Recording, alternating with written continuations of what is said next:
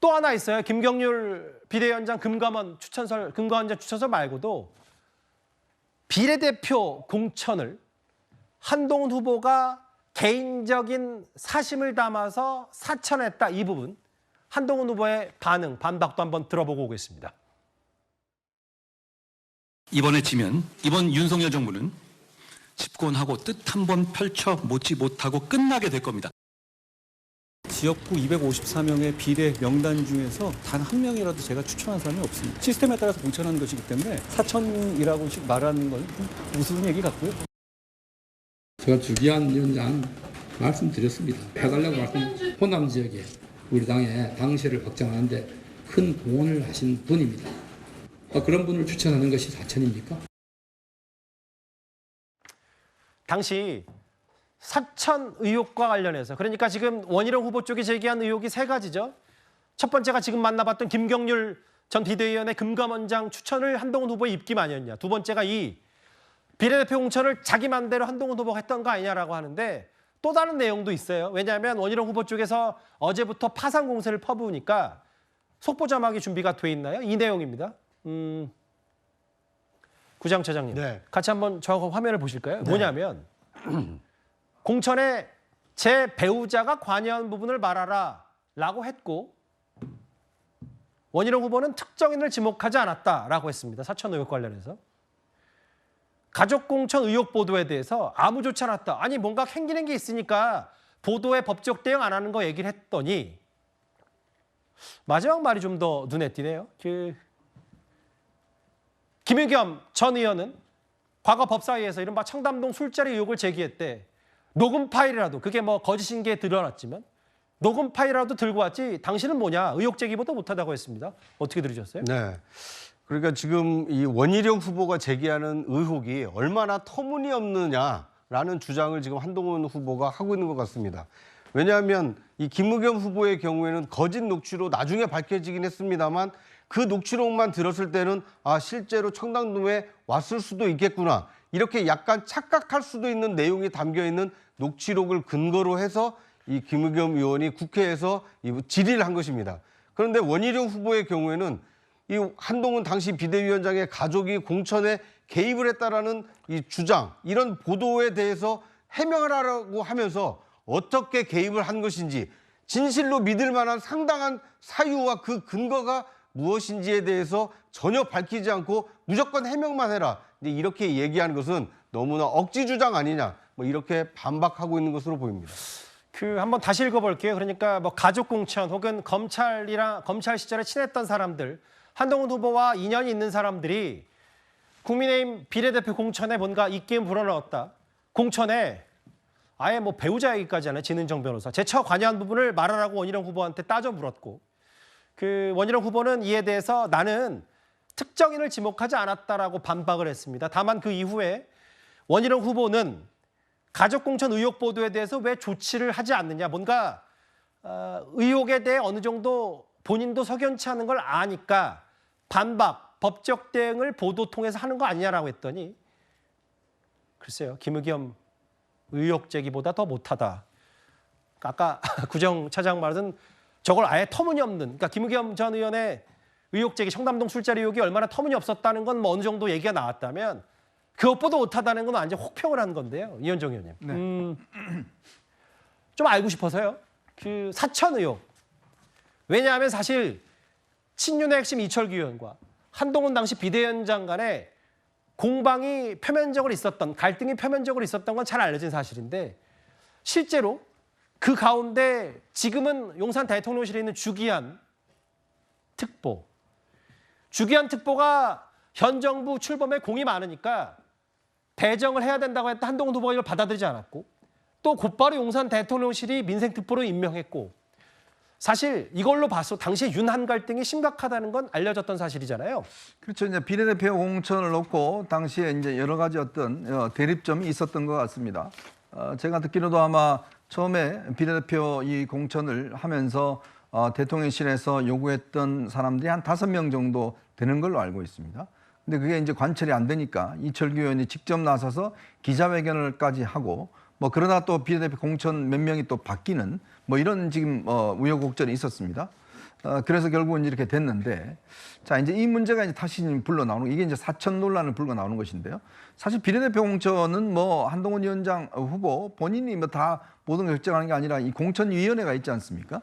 거기서 일단 결정하는 것인데, 그게 이제 아마 이철규 의원도 당시 공천관리위원이었는데 그거를 이제 아마 그 내부적으로 어떤 이 충돌이 있었던 것 같아요. 근데 뭐 이 인물에 대해서는 다 이유가 좀 있었던 걸로 알고 있습니다. 예. 뭐 이게 사적인 문제이기 때문에 뭐 말씀드릴 수는 없지만 어떤 인물에 대해서는 꽤 문제와 또 어떤 이 왜 인물이 안 됐는지에 대한 뭐 이유들이 내부적으로는 있었던 걸로 알고 있는데, 문제는 이 문제가 자칫 불거지면요, 대통령의 어떤 이 공천 개입 이 문제로 저는 확산할 수 있는 그런 문제도 된다. 이것 또한 자폭이다라는 그렇죠. 말씀하시는 거예요? 왜냐하면 지금 문자 문제 같은 경우도 지금 이거는 김건희 여사의 지금 어떤 당무 개입 논란으로 불거질 수 있는 반면, 또 이건 문제도 자꾸 이 문제가 불거지면 예. 결국 대통령의 어떤 공천 개입 이 문제로 지금 연결될 수가 있거든요. 우리 정당법이나 공직선거법에 대통령의 어떤 이런 공천이나 이런 데 대해서 관여할 수 없도록 돼 있는데, 문제는 이제 아주 주기한 당시 지금 민생특보가 바로 이제 24번을 받으니까 밀려나니까 바로 대통령이 그냥 민생특보로 임명해 버렸어요. 그러니까 이분이 왜 민생특보인지 저는 잘 이해가 안 됩니다만은, 예. 어쨌건 이런 갈등들이 이제 있다 보니 이 문제가 다시 이제 불거지는 것 같습니다. 그러나 이 논쟁 자체는 자칫하면 또 한 번 대통령실의 어떤 이 당무 개입 이런 걸로 연결될 수 있기 때문에 아마 이 점도 유의해야 될 것 같습니다. 근데 이제 장효 변호사님 이런 것 같아요. 제가 좀 좋아하는 미국 속담 가운데 하나가 소세지 만드는 것과 인사는 그 내부 중간 과정이 공개되면 안 된다는 얘기가 있어요.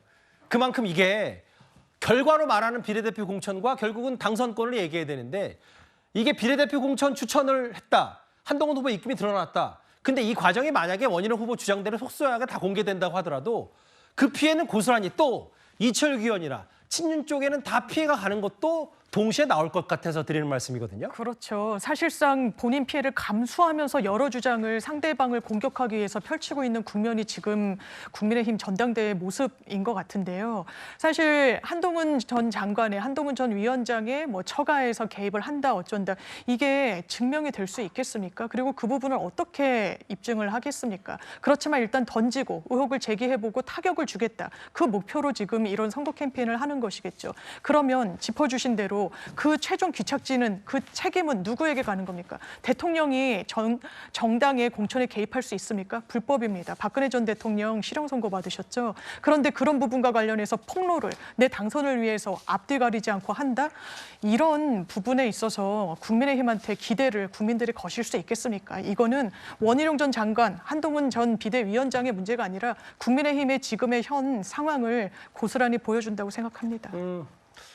글쎄 뭐 보수 여권의 공멸 아니냐는 우려도 있습니다만, 일단은 그 진흙탕 싸움이 시작됐으니까 누군가는 이겨야 될 테고, 현실은 그러니까 지금 치열하게 싸우고 있고, 뭐 그 얘기를 현실적으로 저희는 보도할 수밖에 없는 상황이거든요. 또 하나 있습니다. 마지막으로 김경률 금감원장 추천 사천 내용 얘기해봤다면, 특히 여론조사팀 한동훈 후보가 과거 법무부 장관 시절부터 여론조성팀, 사설팀을 두고 콘텐츠를 만들고 뿌리는 걸 도와줬다. 이게 지금 친윤 사람 중에 한 사람인 장해찬 전 최고위원의 주장이거든요. 일단 목소리 한번 듣고 오겠습니다.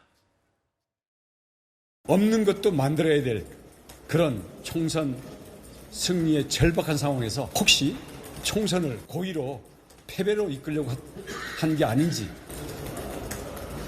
생각할 수밖에 없습니다. 여러 가지 마타도들이 있는데요. 저한테 나오는 여러 가지 근거 마타도들에 대해서 제가 하나하나 대응하지는 않겠습니다. 그 서영주 대변인님, 아예 장해찬 전 최고위원이요, 이거 이른바 한동훈 댓글팀이 있다. 한동훈 장해찬 찰떡콤비 장관님께도 보고 이화영 들어놓은 이슈 더 끌고 가야 일부를 실제로 진짜 댓글팀이 있다고 공개를 했습니다. 그렇습니다. 그러니까 이제 한동훈 후보 자체가 법무부 장관 시절에 예. 사설 여론 조정팀이라고 하더라고요. 그걸 댓글팀이라고 하는데 그걸 운영했다는 거 아니겠어요? 이걸 공격해서 무엇을 얻으려고 하는지는 모르겠으나 저는 왜 이런 공격을 하는지 모르겠어요. 거의 자폭 수준이지 않을까. 밖에서 객관적으로 봤을 때는 이게 한동훈 법무부 장관이 누굴 위해서 사설 그 댓글팀을 운영했을까요? 법무부 장관 본인을 위해서 했을까요? 결국에는 이 정권, 윤석열 정권의 어떤 여러 가지의 여론 조성을 위해서 그 업무를 말은 하달 받아서 했을 공산이 크거든요. 그러면 이걸 타고 들어가면 결국에는 그 지시는 어디서 왔는지, 대통령실에서 지시를 받은 것인지, 이건 굉장히 따지고 보면은 별거 아닌 전당대회에서 공격 같지만, 저는 이제 여론 조성팀에 대한 그 실체에 대해서는 수사가 필요한 상황까지 왔다. 이거는 그 안에서 한동훈 후보에게 치명타를 입히기 위한 무리수일 수는 있으나, 민주당이나 이 다른 야당에서 봤을 때는요, 이걸 누구를 위해서 법무장관이 사설팀을 운영했는지, 이거는 누가 보더라도 합리적으로는요, 법무장관 위에 있는 분들이 하는 것이고, 내용을 봤더니 이화영 수사가 따지고 보면 이 이슈가 끌고 가는 게 유리하다. 법무장관한테 유리할까요? 아니면 윤석열 정권이 유리할까요? 이런 걸 다 판단한 것 같아요. 예. 결국엔 이화영 이 재판 자체는 이재명 대표와 연관성을 지으려고 했던 검찰 수사였기 때문에 예. 야당 대표에게 불리한 이슈를 끌고 가자는 판단은 법무부 장관 혼자 할 수 없는 판단입니다. 그렇기 때문에 저는 장해찬 전 최고가 얘기했던 이런 제안들은요, 단지 전당대회에서 근시안적으로 타격을 입히는 것까지는 이해가 되나, 이거는 전당대회가 끝나고 나서도요, 수사가 필요한 영역까지 펼쳐져 버렸다. 저는 좀 그렇게 평가합니다. 이게 조금 맥락을 제가 추가로 설명드리면, 댓글팀 얘기가 원래 왜 나왔냐. 그 김건희 여사가 한동훈 후보에게 보낸 문자 내용 가운데 기억나시겠지만 이른바 댓글팀이라고 있잖아요. 내가 댓글팀 만들어서 한동훈 후보 비방했다. 용산 대통령실 누군가가 행정관들이 비방했다는 내용이 있는데, 그게 사실 무근이다. 이걸 얘기하는 과정에서 저 댓글팀이라는 게 실존하냐 안 하냐 이런 얘기인데, 그러다가 또 이른바 한동훈 댓글팀도 나왔고요. 구정 처장님. 네. 근데 이게 장해찬 전 최고위원의 일방적인 주장인데 진짜 사실에 가깝다고 봐야 되는 겁니까? 저는 장해찬 전 최고위원의 그 역할로 봤을 때는 이 사실에 부합할 가능성도 있다고 보여집니다. 왜냐하면 윤석열 정부 이 출범, 탄생에도 기여를 했고 제1호 참모 아니었습니까?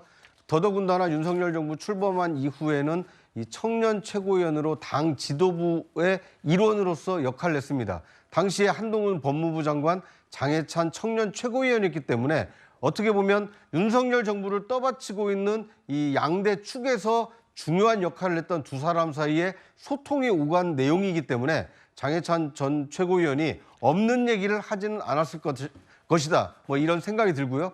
앞서 서영주 그 부대변인이 말씀하신 것처럼 앞으로 이 사건은 이 국민의힘 전당대회가 끝나고 난 이후에라도 실제로 한동훈 법무부 장관 시절에 여론 조성팀이 있었는지, 만약 있었더라면 누구 예산으로 누구를 고용해서 했는지, 이것은 이 제2, 제3의 사건으로 비화할 가능성이 있기 때문에 굉장히 휘발성이 큰 사안이다. 뭐 이렇게 볼 수 있을 것 같습니다. 여기에 대해서 한동훈 후보 측은 일단 공식 입장은 이렇게 마타도어식 아니면 말고식의 얘기에는 일일이 대응하지 않겠다라고 얘기를 했어요. 저 이른바 한동훈 후보의 사설 댓글팀 관련해서. 어제 원희룡 후보가 이런 얘기를 했잖아요. 한동훈 후보가 총선을 일부러 져서 이걸 좀 이끌려고 한 거 아니냐라고 했더니 배현진 의원이 선을 넘었다. 총선 때 혈관 터지도록 링거 맞고 뛰어다녔다. 야, 이게 좀 돌아올 수 없는 강을 건넜다는 평가들이 있는데 실제로 지금 이렇게 브레이크 없이 양측이 맞붙고 있습니다. 그런데 오늘 지금의 여러 전당대회 당권 경쟁의 핵심 흐름은 원희룡의 한동훈 때리기죠. 오늘 나경원 후보가 저희 정치 시그널에 출연했는데 이런 말을 했습니다. 한번 듣고 오겠습니다. 지금 몇 가지 말씀하시는 걸 보면 이 대통령 탄핵에 밑밥을 막 던져주고 있어요. 한동훈 위원 후보의 입이 판도라의 상자가 된 것 아닌가 이런 생각이 들고요. 원희룡 후보는 왜 나왔는지 모르겠어요. 제가 계속 얘기하지만 원희룡 후보는요, 예전부터 뭔가를 자꾸 의존하려고 그래요. 왜 독립된 정치인이 못 됩니까? 제가 원희룡 후보 보면 답답해요. 본인 뭐 국토부 장관하고 열심히 했으면 이제 자기가 스스로 독립해야지 왜 맨날 업어가려고 그럽니까? 이번에도 뒤늦게 뭐 친윤의 뭐 힘을, 일부 친윤들이 지금 막 붙어 있긴 해요. 그런데 왜 그러시는지 내가 너무 안타까워요. 뭔가 나경원 후보가 그러니까 자연스럽게 막 이렇게 얘기를 했어요. 뭐 서스럼 없이 저 이현정 의원님. 아니 왜 독립된 정치인이 못 되냐? 옛날부터 뭔가 의존하려고 한다라고 하면서 약간 이제 본인이 최근에 어대한 기류에서 2위 자리를 뭔가 본인이 할 수 있다는 자신감도 좀 내비친 겁니까? 어떻게 보세요? 그렇죠. 우선요. 어제 지금 이 원희룡 후보가 한동훈 당시 후보가 총선을 고의로 패배로 이끌려고 한 것이 아니냐라는 의문을 제기했습니다. 그럼 제가 한번 물어볼게요. 그럼 원희룡 후보는 총선 일부러 졌습니까? 이재명 대표에게? 자, 그렇게 한번 묻고 싶어요. 자, 본인 그 총선 이길 수 있었는데 일부러 총선 져준 건가요? 그리고 많은 후보들이 일부러 총선 진 건가요? 저는 정말 이 말을 듣고 제 귀를 의심했습니다. 어떻게 같은 당에 있는 사람이 그 이끌었던 거, 더군다나 그날 TV 토론회 때 그런 이야기 했지 않습니까? 3번씩이나 찾아와서 정말 열심히 해줬다. 그렇게 다 이야기 해놓고 돌아서서 오늘은 일부러 패배했다. 총선을. 아니 세상에 어느 지금 비대위원장이 자기 정치적 목적을 위해서 일부러 패배하고 그다음에 집에 있으면서 이거 몸 다 상해가면서 하고 그런 것들을 일부러 패배한다는 이야기를 어떻게 할 수 있을까요? 전 정말 이거는 해서는 안 될 이야기, 상상도 안 되는 이야기를 지금 원희룡 후보가 했다. 굉장히 실망스럽습니다. 정말 이 총선에 뛴 후보들이 아니 그러면 이 한동훈 후보의 어떤 그걸 위해서 일부러 다 져준 건가요? 국민들이 일부러 그 민주당에다 표를 준 건가요? 저는 정말 이거는 말할 수 없는 저는 굉장히 큰 실수를 했다는 생각이 들고 자 이러다 보니 지금 나경원 후보가 본인이 지금 뭐 여러 가지 여론조사 오늘 나온 걸 보면 좀 더 뭐 나오겠습니다만은 여러 가지 지금 상승세를 타고 있고 지난 또 이 TV 토론 때 굉장히 좀 본인이 여러 가지로 왜냐하면 그날 이 원희룡 후보는 갑자기 또 네거티브 안 하겠다고 그러다가 또 오늘 또 뭐 하고 뭐 이런 왔다 갔다 하다 보니까 오히려 나경원 후보가 좀 돋보이는 이런 국면으로 가고 있는 것 같습니다. 자, 그러니까 원희룡 후보가 지금 소위 친윤에 즉 대통령실에 지금 힘을 얻고 본인이 한다라는 이미지를 지금 주고 있잖아요. 근데 그게 지금 자꾸 꼬이고 있어요. 자, 그러다 보니 원래 원희룡에 대한 어떤 이미지 이런 것 자체는 사라졌다라는 참 안타까운 지역들이 많습니다. 자, 그러니까 정말 저는 딴 걸 떠나서 저는 뭐 다른 거야 뭐 선거를 이기기 위해서 공격하고 하는 건 이해가 갑니다만은 어떻게 한동훈 후보가 자기의 정책 목적을 위해서 선거를 일부러 패배를 이끌었다. 이런 이야기를 할 수 있는 것이 이거는 제가 볼 때는 반드시 사과가 넘어가야 된다라는 생각이 듭니다. 결선 간다고 보는데요. 나경원 후보는 확실해지고 있다. 이쯤에서 저를 지지하고 물러나야 된다. 오늘 SNS 수도 정치 시그널에도 얘기를 했는데 그 여론조사를 한번 보겠습니다. 물론 아직 그 전당대회가 한 2주 가까이 남았습니다만 결선으로 만약에 갔을 경우에도 20대 56, 원희룡 18, 한동훈 56, 윤상현 8, 한동훈 61. 뭐 과반은 일단 아마 결선 투표니까 과반이 의미가 없습니다만 50 이상은 한동훈 후보인데 실제로 구정처장님 나경원, 원희룡 단순 비교했을 때 예전보단 나경원 후보가 뭐 반사익을 얻는지 모르겠지만 이런 분위기를 어떻게 읽을까요? 네, 뭐 처음 여론조사가 없어서 비교하기는 어렵습니다만 지금 나온 여론조사만 놓고 보면 현재 스코어 2위이기 때문에 만약 1차 투표에서 한동훈 후보가 자력으로 50% 이상 득표를 하지 못한다면 결선 투표에 갈 가능성이 큽니다.